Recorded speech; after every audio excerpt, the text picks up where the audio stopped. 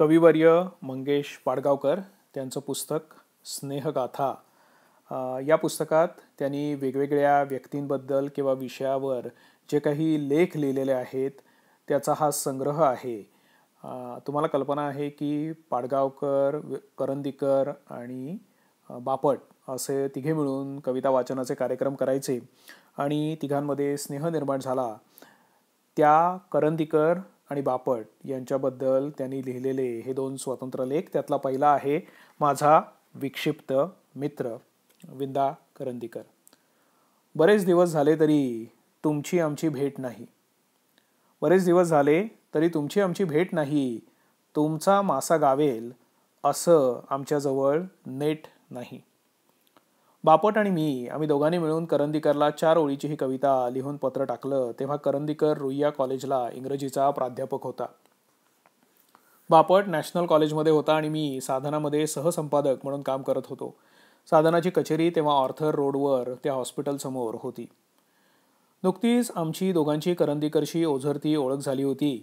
नागपूरच्या एका कविसंमेलनात झालेली ही धावती भेट. त्यानंतर काही दिवसांनी आम्ही दोघांनी मिळून करंदीकरला हे कवितारूपी पत्र लिहिलं. त्या काळात करंदीकरची सकाळपासून रात्रीपर्यंत तेच ते आणि तेच ते ही कविता फार गाजत होती. या कवितेच्या ठेक्यातच आम्ही त्या 4 ओळी रचलेल्या होत्या. पत्र वाचताच करंदीकरनं मला साधनामध्ये फोन केला आणि आम्ही दोघे, बापट आणि मी, एकदा दुपारी रुईयामध्ये करंदीकरला भेटायला गेलो. स्टाफ रूममध्ये बसून चहा घेत 2 तास गप्पा मारल्या. आमच्या पत्राला त्यानं हसून दाद दिली. करंदीकरची आणि माझी विशेष लक्षात राहण्याजोगी हीच ती पहिली भेट. 1953चा काळ. त्यापूर्वी 1949 मध्ये पुण्याला झालेल्या साहित्य संमेलनात त्याला पाहिलं होतं. याच संमेलनात मी प्रथम जाहीर कविता वाचन केलं होतं.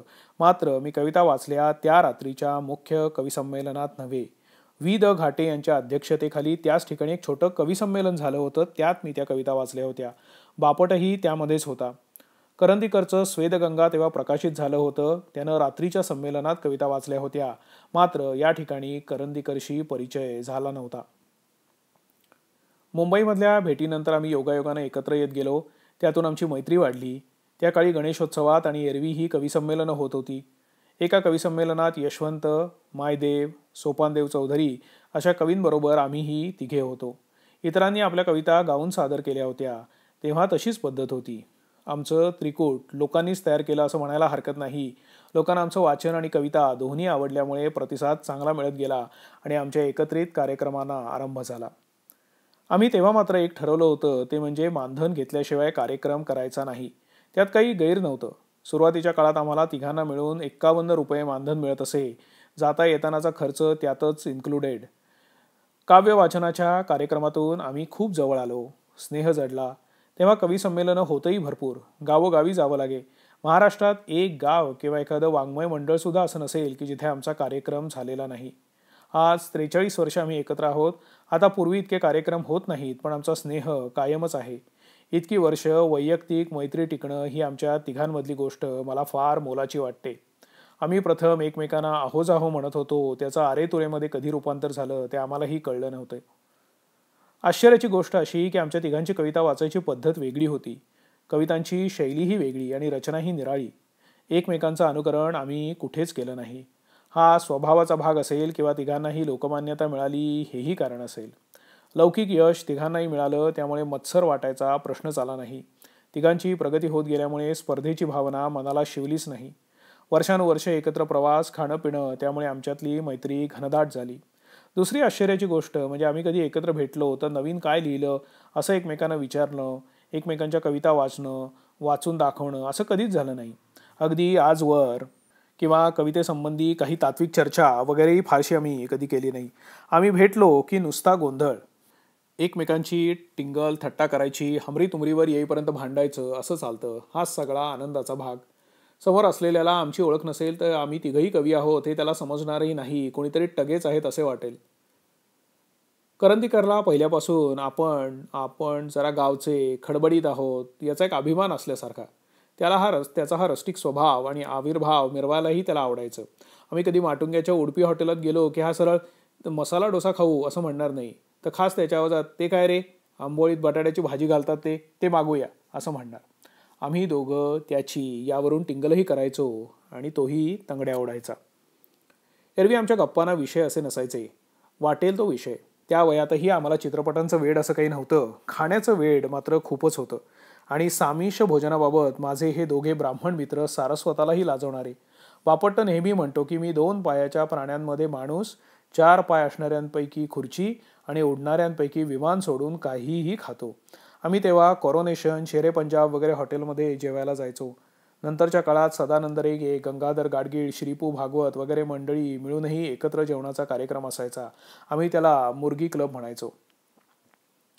करंदीकरच्या कवितेवर मी संहिता संपादित केलं तेव्हा प्रथम लिहिलं. 6 महिने मी या पुस्तकावर काम करीत होतो. कधी अडलं वाटलं तर करंदीकरशी फोनवर बोलत होतो. त्याला वाचून दाखवत होतो. त्याला वाटलं तर तो बदल सुचवायचा आणि मला पटलं तर मी ते बदल घ्यायचो. एरवी सोडून द्यायचो. हा एक अपवाद वगळता आमच्यात कधी काव्यचर्चा अशी झाली नाही. करंदीकरच्या व्यक्तित्वाचं विशेष लक्षण म्हणजे त्याच्यात विलक्षण जीवनशक्ती आहे, एक चेतना आहे. त्याच्या कवितेतही ती आहे. तो कोणत्याही पक्षाचा नसला तरी साम्यवादी विचारसरणीकडे त्याचा कल पहिल्यापासून होता. चळवळीतले अनेक जण त्याचे मित्र होते. अमर शेख, गवाणकर, बापटही समाजवादी मंडळीशी जवळीक साधणारा. मीच खरा मध्यमवर्गीय होतो. करंदीकरनं भागानगर सत्याग्रहात भाग घेतला होता. राष्ट्रीय स्वयंसेवक संघ तर साम्यवाद असाही त्याचा प्रवास झाला होता. पण प्रत्यक्षात तो एखाद्या संघटनेशी किंवा चळवळीशी संबंधित नव्हता. त्याचा तो स्वभावही नाही. प्रत्यक्ष कार्यात त्याचा सहभाग कधीच राहिला नाही. या बाबतीत त्याच्यात आणि माझ्यात साम्य आहे. रसिकपणाचा ट्रेंड मात्र त्याच्यात पहिल्यापासून आहे. प्रचंड आत्मविश्वास आणि आक्रमक वृत्ती साध्या बोलण्यातूनही ते जाणवायचं. आग्रही आणि आक्रमक तो पूर्वीपासूनच आहे. शिवाय आपली रस्टिक पोच त्याला मिरवायलाही आवडतं. चालताना मुद्दाम डोक्यावरचे केस विस्कटून चालायचा. पुढे येण्यासाठी युक्त्या करणं, गटबाजी असले प्रकार त्याच्या बाबतीत अशक्यच. पैशाचा मोहही त्याला कधीच नव्हता. म्हणूनच कबीर सन्मानाचे पैसे त्यानं काही संस्थांना दिल्याचं कळलं तेव्हा मला आश्चर्य वाटलं नाही. हा स्वतःला वाटेल तेच लिहील. मनात नसेल तर 1,00,000 रुपये दिले तरीही लिहिणार नाही. मी अतिशयोक्ती अजिबात करत नाही. आणि आपण महान आहोत हे तो धरूनच चाललेला असतो. आपण बोलतो ते ब्रह्मवाक्य. त्या पलीकडे काही असूच शकत नाही अशीही त्याची धारणा असते. कवी म्हणून तो फारच मोठा आहे. पण त्याच्या प्रयोगशील म्हणून ज्या कविता आहेत त्या टिकतील असं मला वाटत नाही. मुक्त, सुनीत वगैरे कवितांबाबत मी साशंक आहे. करंदीकरचं वाचन दांडगं, ज्ञानी माणूस. इंग्रजीचा प्राध्यापक म्हणूनही तो उत्तमच असणार मला खात्री आहे. ललित लेखन करतानाही विशिष्ट फॉर्म, त्याचं वेगळेपण त्यानं राखलं. तो वेगळ्याच बौद्धिक पातळीवरचा, पाश्चात्य अभ्यासकांप्रमाणे आहे. आधुनिकता, प्रयोगशीलता, नाविन्य यांची त्याला जाण आहे. ललित गद्यही त्यानं सहजपणे लिहिलं आहे. तसंच बालकवितेचं एक ॲब्सर्डिटी, विक्षिप्तपणा त्याच्या बालकवितांमध्ये आहे. त्याची प्रत्येक बालकविता वक्तृत्वपूर्ण आहे. एक निराळाच आवेश त्या कवितांमध्ये आहे. बालकविता हा काव्यप्रकार म्हणून जाणीवपूर्वक हाताळणारा हा पहिलाच मोठा कवी. बालकवितेचा पाया घालण्याचं काम त्याने केलं आहे. पण बालकवितेच्याही अनेक शक्यता असतात. वेगळी गंमत त्यात येऊ शकते हे त्याला मान्य नाही. आपण कवितेतला, बालकवितेतला शेवटचा शब्द असंच त्याला मनापासून वाटतं. त्यानं कविता लिहायचं का थांबवलं हे मला समजूच शकत नाही. पण निर्णय त्याचा आहे, त्यावर मी कशी टीका करणार. मला मात्र ते पटत नाही. कविता लिहिण्यातच एक वेगळा आनंद असतो. ती बरी की वाईट हा पुढचा भाग. सांगायचं ते सांगून झालं म्हणून लिहिणार नाही हेही मला योग्य वाटत नाही. केवळ काही सांगण्यासाठी कवी कविता लिहित असतो असं मला तरी वाटत नाही. करंदीकरनं कविता लिहायचं थांबवलं हे कळलं तेव्हा मी चेष्टेनं म्हणालो होतो की त्याची कविता वाचून जितकी खुशीपत्र त्याला आली त्याच्या 100 पट पत्र कविता लिहिणार नाही हे ठरवल्यावर आली. आभारपत्रांचा नुसता वर्षाव झाला. तर आमच्या मैत्रीची 40शी उलटून गेली. काव्य वाचनाच्या कार्यक्रमांनी आम्हा तिघांनाही खूप काही दिलं. लोक अनेकदा रस्त्यांवर उभं राहून कविता ऐकायचे. लोकांशी आमचा थेट संपर्क आला, संबंध आला. आमच्या कार्यक्रमांचं निवेदन मात्र पहिल्यापासून बापटच करतो. तो नेहमी म्हणतो मी कायमचा अध्यक्ष आहे. कार्यक्रमाची पद्धत, शिस्त सगळं तोच ठरवतो. आम्हाला काय वरच असतं. सगळा त्रास काय तो त्याला. तोही स्वतःवर खुश असतो. आमच्या कविता वाचनाबरोबरच आम्ही पूर्वी काही कार्यक्रम ज्ञानेश्वर ते मर्ढेकर असेही केले. एकत्र बसून कविता निवडल्या. पूर्वार्धात या कविता, उत्तरार्धात आम्हा तिघांच्या कविता असा हा कार्यक्रम होता. आमच्या कविता वाचनावर टीकाही झाली. मंचीय कवी अशी संभावनाही झाली. पण लोकांनी आपली कविता प्रत्यक्ष ऐकण्यात एक थरारी असते याचा अनुभव आम्ही घेतला आहे. तो कोल्हापूरला म्हामुलाल म्हणून कोणाकडे तरी तबलाही शिकलाय. आडा चौताल म्हणून वाचून दाखव तर तो अजूनही म्हणून दाखवतो, वाजवतोही. मी गमतीनं म्हणतो, हा वाजवायला लागल्यावर याचा तबला ऐकून याच्या गुरूनं प्राण सोडला रे. असा हा माझा विक्षिप्त मित्र. वेगळ्याच योग्यतेचा, बुद्धिमान, अहंकारीही तितकाच. पूर्वी तापट होता, आता मात्र हळवा झालाय. कुटुंबात रमलेला मनुष्य आहे. अलीकडे 2-4 वर्ष त्याच्या वाढदिवसाला मी त्याच्या घरी जातो. मोठा केक घेऊन जातो. नातीच्या हातानं मग हा केक कापतो. फोटो काढला जातो. हा मात्र मनाला बरं वाटत असलं तरी तक्रार करतो. खास आवाजात म्हणतो, खुळ्यासारखं काहीतरी काय, यापेक्षा कॅशच दिली असतीस तर बरं झालं असतं. याही वर्षी वाढदिवसाला जाईनच. तो 100 वर्ष जगो, शतायू होवो. त्यानं कविता लिहायचं थांबवलं असल्यानं आता त्याच्यापासून धोका नाही. आणि आता हा वसंत बापट यांच्यावर लिहिलेला लेख. नाव आहे कवितेचा वसंतोत्सव सरला. वसंत बापट हा चैतन्यानं सळसळणारा माणूस.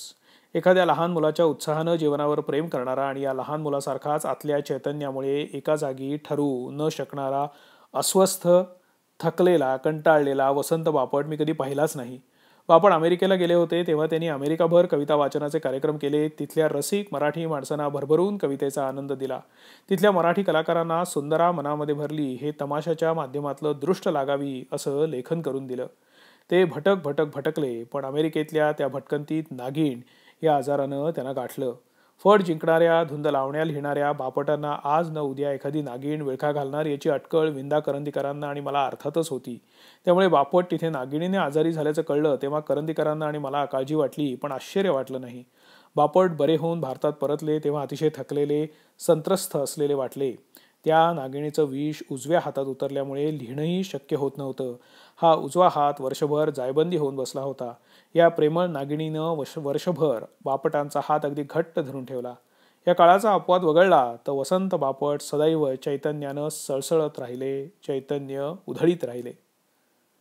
मी बापटांना प्रथम पाहिलं आणि ऐकलं 1949 साली पुण्याला. आचार्य जावडेकरांच्या अध्यक्षतेखाली साहित्य संमेलन भरणार होतं. या संमेलनात होणाऱ्या कविसंमेलनात मला बोलवलेलं नव्हतं. माझं नाव तेव्हा फारसं कुणालाही ठाऊक नव्हतं.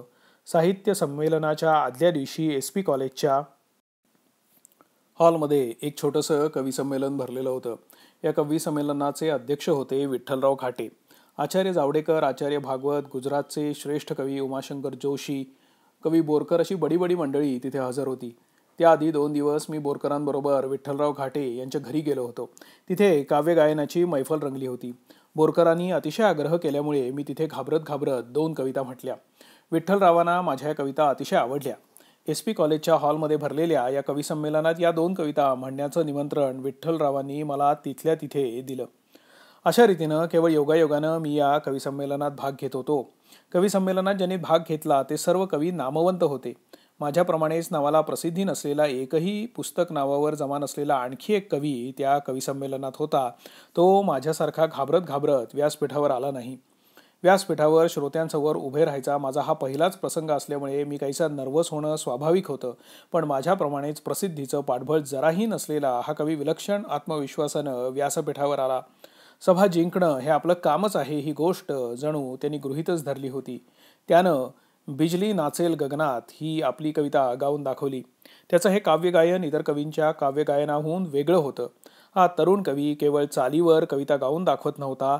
लयीचा ढंग, शब्दांचे उच्चार, कवितेमध्ये असलेलं नाट्य सहजपणे केवळ उच्चारातून उभं करायची अद्भुत वाटावी अशी ताकद, त्यामुळे त्यांचे काव्यगायन हा एक आगळाच अनुभव असल्याचा प्रत्यय श्रोत्यांनी घेतला आणि दाद देणाऱ्या टाळ्यांचा कडकडाट केला. एखादा चमत्कार पाहावा त्याप्रमाणे मी पाहिलं आणि अतिशय थक्क होऊन गेलो. आणि त्या कवीचं नाव होतं वसंत बापट. त्यानंतर 6-7 महिन्यानंतर बापट मला पुन्हा भेटले. गिरगावातल्या बॉम्बे बुक डेपो या पुस्तकाच्या दुकानात मी कुठलं तरी पुस्तक विकत घेण्यासाठी गेलो होतो आणि वसंत बापट तिथेच आले होते. त्यांच्या रुबाबदार व्यक्तिमत्वात आणि माझ्या बावळट व्यक्तिमत्वात कसलाही फरक झालेला नव्हता. बापटांच्या मला जाणवलेल्या शिष्टपणातही फरक पडलेला नव्हता. आम्ही रीतीप्रमाणे एकमेकांना नमस्कार केला. कॉलेजच्या लायब्ररीसाठी पुस्तकं पाहायला आलो असं बापट म्हणाले. मला हवं होतं ते पुस्तक मी घेतलं. बापटांना नमस्कार करून परत जायला निघालो. बापटांनी काहीतरी जवळीक दाखवावी असं मला मनातून वाटत होतं, पण तसं काही घडलं नाही. पुस्तकं निवडायच्या कामात बापट गर्क होते. सोनेरी काड्यांचा चष्मा लावणारा हा माणूस आपला नव्हे ही खुणगाठ मनाशी पक्की बांधून मी दुकानाच्या पायऱ्या उतरून निघून गेलो. मी मनाशी कितीही खूणगाठ पक्की बांधली तरी ती टिकू नये. सोनेरी काड्यांचा चष्मा लावणाऱ्या या माणसाला माझ्या आयुष्यात जीवाभावाचं स्थान मिळावं, साहित्याच्या क्षेत्रात याचं नाव माझ्या नावाशी कलम केल्यासारखं जोडलं जावं, अशी नियतीची इच्छा होती. नियतीने अर्थातच आपली इच्छा पूर्ण केली. 1953 साली मी साधना साप्ताहिकात काम करू लागलो. आचार्य जावडेकर आणि रावसाहेब पटवर्धन तेव्हा साधनेचे संपादक होते. आचार्य जावडेकर इस्लामपूरला राहत आणि तिथूनच लेखन पाठवीत. संपादक म्हणून प्रत्यक्ष हजर असत रावसाहेब पटवर्धन. संपादकीय खात्यात नोकरीला असा मीच होतो. साने गुरुजी आणि साधना यांच्याशी वसंत बापटांचे जीवाभावाचे संबंध. बापट साधनेच्या कार्यालयात दररोज अगदी न चुकता येत आणि संपादकीय कामकाज पाहत. साधनेसाठी लेखन करीत. कॉलेज, राष्ट्रसेवा दल आणि साधना ही तेव्हा बापटांनी स्वीकारलेली प्रमुख कामं होती. मला या कामाचा कसलाच अनुभव नव्हता. प्रूफ तपासणं म्हणजे काय हेही मला ठाऊक नव्हतं. रावसाहेब, श्रीरंग वरेरकर, वसंत बापट, यदुनाथ थत्ते या सर्वांनी या प्रारंभीच्या काळात माझ्या उणेपणाचं कसलंही दडपण माझ्या मनावर न आणता मला अक्षरशः सांभाळून घेतलं. वसंत बापटांचं आणि माझं जीवाभावाचे स्नेहसंबंध जुळून यावे यासाठी नियतीनं साधना कार्यालयाचा दरवाजा मला जण उघडून दिला होता. कारण जेमतेम 2 वर्ष मी मुंबईला साधनेत काम केलं असेन. साधनेचं कार्यालय पुण्याला हलवायचं झालं. मला मुंबई सोडून पुण्याला जाणं शक्य नव्हतं. साधनेशी असलेलं माझं कार्यालयीन संपर्क संबंध तुटले. पण साधनेच्या निमित्तानं जवळ आलेला सोनेरी काड्यांचा चष्मा लावणारा हा शिष्ट माणूस माझ्या आयुष्यात स्नेहाची मुळं घट्ट रोवून उभा राहिला. तो कायमचा. स्नेहाचा हा आकृतिबंध 2 परिमाणांचा नसून 3 परिमाणांचा असावा अशी नियतीची योजना होती. अनेक शाळा कॉलेजांची भटकंती पुरी करून विंदा करंदीकर हे मुंबईच्या रुईया कॉलेजात प्राध्यापक म्हणून रुजू झाले आणि नियतीच्या इच्छेनुसार स्नेहाच्या या आकृतिबंधाला अटळ असं 3रं परिमाण लाभलं. फटकळपणा, धसमुसळा, रांगडेपणा, झपाटलेगिरी असे विविध वेश धारण करणाऱ्या करंदीकरांचाही अक्षरशः नाईलाज झाला. तेही आतून आमच्याशी जोडले गेले. यासाठी कसलाही प्रयत्न आम्ही कधी केला नाही. कसलेच मंडळ बिंडळ स्थापलं नाही. एकमेकांच्या घरी जाणं येणंही फारसं कधी केलं नाही. आमचं तिघांचं काव्य वाचनाचे सर्वत्र कार्यक्रम होऊ लागले. तेही आम्ही ठरवल्यामुळे नव्हे. आम्ही तसं कधीही ठरवलेलं नव्हतं. अगदी आजही नाही. तिघेही कविता वाचून दाखवत होतो. कविता चालीवर म्हणून दाखवायचा तो काळ होता. लोकांना काहीतरी वेगळेपणा हवा असतो. लोक तोपणा आला की नाही म्हटलं तरी कंटाळतात. आम्ही तिघेही कविता वाचून दाखवित होतो. हा वेगळेपणा लोकांना भावला. आणि त्यातही पुन्हा असं की कविता वाचण्याची आणि कविता लिहिण्याची तिघांचीही शैली वेगळी. त्यामुळे कार्यक्रम ठरवणाऱ्या संस्था कविता वाचनाचा कार्यक्रम ठरवताना तिघांनाही एकत्र बोलवू लागल्या. यात कसलीही योजना नव्हती. केवळ योगायोग होता. हा योगायोग पुढे इतका रुळला की जवळजवळ 40हून अधिक वर्ष तो रूढ होऊन बसला. एखाद्या ठिकाणी जर एकाचा किंवा दोघांचा कार्यक्रम ठरला असेल तर तिघेजण एकत्र नसल्यामुळे श्रोत्यांनाच चुकल्यासारखं वाटू लागलं. या कार्यक्रमांच्या निमित्तानं तिघांचं एकत्र येणं, खाणं, जेवणं, प्रवास करणं सतत होऊ लागलं. मैत्री अधिकाधिक दृढ होण्यास या कार्यक्रमांचं निमित्त पोषक ठरलं. तिघांनीही लोकांना कविता वाचून दाखवल्या. लोकांनी त्याबद्दल भरभरून प्रेम दिलं, यश दिलं. त्यामुळे असेल किंवा आंतरिक स्नेहभावनेमुळे असेल, मत्सराची भावना कधीही कोणामध्ये चुकूनही शिवली नाही. तिघेही एकत्र असलो की एकमेकांच्या किंवा कुणा इतरांच्या साहित्यांबद्दल चुकूनही बोलणं नाही, चर्चा नाही. 3 खट्याळ पोरं एकत्र जमली की जसा उन्हाळपणा करतील एकमेकांची थट्टा, टिंगल-टवाळी तसलाच तो प्रकार. एखाद्या आम्हाला न ओळखणाऱ्या माणसाने हा प्रकार पाहिला तर त्याला वाटेल हे आता भांडून एकमेकांच्या उरावर बसतील. मला असं वाटतं की नकळत जर मनात काही साचलं असेल तर या व्रात्यपणामुळे त्याचा अगदी सहजपणे निचरा होऊन मन अगदी निर्मळ प्रवाही होत असणारा. पण या व्रात्य वागण्यामागे एक सखोल प्रेमभावना होती, स्नेहभावना होती. तिचा चुकूनही उल्लेख आम्ही कधी केला नाही. एखाद्या नाटकात एखादं पात्र असं असावं की जे रंगमंचावर कधीच येत नाही, पण तरीही सगळ्या नाटकावर त्याचा प्रभाव असतो. तशीच ही स्नेहभावना होती. व्रात्यपणाच्या मागे दडलेल्या या खोल स्नेहभावनेचं एक उदाहरण द्यायचा मला इथे मोह होतो आहे आणि तो मी आवरणार नाही. 1991 साली मी अमेरिकेत होतो. तिथे विंदा करंदीकरांचं एक पत्र मला आलं. ते पत्र असं: प्रिय मंगू, तू तिकडे गेल्यापासून काव्य वाचनाच्या कार्यक्रमाने अक्षरशः हैदोस मांडला आहेस, असं अजित, श्रीपू आणि वसंत या तिघांनीही सांगितलं. एकूण $, किती मिळाले असतील याचे तिघांनीही वेगवेगळे अंदाज केले आहेत. वस्तुस्थिती त्या अंदाजाच्या बेरजे एवढी असणार असा माझा अंदाज. असह्य पोटदुखीवर एखादं चांगलं औषध असेल तर माझ्यासाठी घेऊन ये. जागतिक वाङ्मयाच्या दृष्टीनं महत्त्वपूर्ण ठरलेल्या 2 गोष्टी तुझ्या कानावर घालून ठेवतो. दोन्ही गोष्टी साधना दिवाळी अंकात समाविष्ट झालेल्या आहेत. 1. वसंतानं त्याच्या संकल्पित महाकाव्यातली 2 कांड साधना दिवाळी अंकात प्रसिद्ध केली आहेत. ती जागतिक वाङ्मयाच्या दृष्टीनं कशी महत्त्वपूर्ण ठरतात हे कळण्यासाठी तुला मुळातूनच वाचावी लागतील. आता फक्त एवढंच सांगतो, ती वाचण्यासाठी बुश साहेबांनी नानासाहेबांचा वशिला लावून साधनेचा हा दिवाळी अंक मागून घेतला आहे. वसंताचा मोठेपणा हा की बुश साहेबांच्या या मराठी वाङ्मयासंबंधीच्या कुतूहलाचं श्रेय तो मुक्तपणे तू अमेरिकेत करीत असलेल्या काव्य वाचनांना देतो आहे. 2. याच अंकात वसंतानं माझ्यावर एक अत्यंत साक्षात्कारी लेख लिहिला आहे. तो इतका गाजतो आहे की त्याचा आवाज अमेरिकेतही तुझ्या कानावर पडला असणार. दिवाळीचा फराळ करीत असताना मी तो लेख प्रथम वाचला. वाचता वाचता नकळत माझे डोळे भरून आले.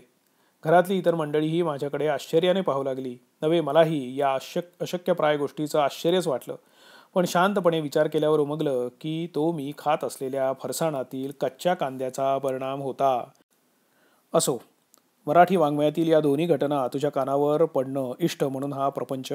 तू जानेवारीमध्ये परत येत आहेस हे वाचून आनंद वाटला. वस्तुतः तू मुंबईत असलास तरीही 2-2 महिन्यात प्रत्यक्ष भेटत नाहीस. पण आता या वयात जवळची माणसं दूर गेली की विनाकारणच एकाकी आणि रितरित वाटू लागतं. तू परत आलास की न भेटताही घर भरल्यासारखं होईल. तुझा विंदा. हा लेख लिहित असताना मी कोणत्या पदार्थात कच्चा कांदा घालून खात आहे हे मात्र मी सांगणार नाही. मी आणि करंदीकर यांच्या स्वभावातला हाच फरक आहे असं म्हटलं तरी चालेल. गेली 40-50 वर्ष मी जीवनाच्या विविध क्षेत्रात नामवंत असलेली अनेक माणसं कमी अधिक अंतरावरून पाहत आलो. पण वसंत बापटांसारखी तीव्र, तल्लख, कोणत्याही विषयाचा विनासायास ठाव घेऊ शकणारी बुद्धी क्वचितच दिसते असा माझा अनुभव आहे. बापटांनी वाचलेली कविता ऐकणं हा एक अलौकिक अनुभव. ते श्रोत्यांसमोर कविता वाचतात तेव्हा जणू आपल्या जन्मजात प्रतिभाशक्तीनं त्या कवितेच्या अस्तित्वाचा ते शोध घेत असतात. एकच कविता वेगवेगळ्या कार्यक्रमात जरी 10 वेळा बापटांच्या तोंडून ऐकली तरी ती प्रत्येक वेळी नव्यानं आपण ऐकतो आहोत असा प्रत्यय येतो. बापट कविता वाचू लागले की आपण पुस्तकात किंवा मासिकात वाचलेली ही कविता छापील फासातून मुक्त होऊन चैतन्यमय उच्चार होत असते याची सुखद जाणीव आपल्याला होऊ लागते. बापट उत्तम गद्य लिहितात, अगदी सहजपणे लिहितात. नर्म विनोदापासून तीक्ष्ण उपहास उपरोधापर्यंत, तर्कशुद्ध विश्लेषणापासून भावनेच्या उत्कट आवाहनापर्यंत, प्रवास वर्णनापासून व्यक्तिचित्रणापर्यंत, राजकीय विषयापासून एखाद्या कवितेच्या आस्वादापर्यंत वसंत बापटांची गद्यशैली नवी नवी रूप लीलया धारण करते. पुष्कळ वेळा कवी गद्य लिहू लागले की हे गद्य काव्यमय वगैरे करायचा नकळत प्रयत्न करण्याचा धोका निर्माण होतो.